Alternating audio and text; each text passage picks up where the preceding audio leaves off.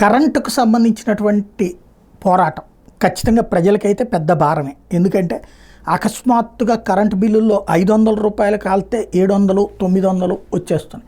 పైనేమో క్లియర్గా కనబడుతోంది అసలు ఛార్జ్ ఇది, తర్వాత ఛార్జ్ ఇది అన్నటువంటి, కానీ సమాధానం లేదు. అట్లాగే మిగతా అంశాలు అట్లాంటి ప్రాబ్లమే ఫేస్ చేస్తున్నటువంటి వేళ ప్రజలకైతే ఒక కోపం ఉంది. కాకపోతే మొదటి నెల బిల్లులు కాబట్టి ఇప్పుడే ఆ కోపం వస్తుందా లేదా అనేది తెలియదు.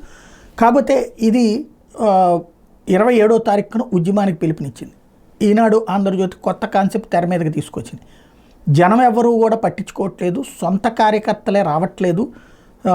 జగనన్న మనం కూడా కరెంట్ ఛార్జీలు వేసాం కదన్న, మనం ఇప్పుడు వెళ్ళి అడిగితే ఎట్లన్నా అని వాళ్ళందరూ అడుగుతున్నారట.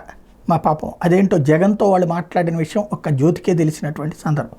ఇప్పుడు బేసిక్గా అయితే కరెంటు ఛార్జ్ ఇంకా వైఎస్ఆర్ కాంగ్రెస్ పార్టీకి భయం ఉంది కార్యకర్తలకి. ఇవాళ ఏదైనా ఉద్యమాలు చేస్తే రేపు పొద్దునేదో కేసులు ఎరికిచ్చి లోపలేస్తారు అన్నట్టు. 4-5 ఏళ్ల పాటు కోర్టులు చుట్టూ ఎవడు తిరుగుతాడు పనులన్నీ మానుకుని అన్నటువంటిది. అలాంటి సందర్భంలో వస్తారా, నాయకుల మాట వింటారా, వస్తారా చూడాల్సి ఉంది.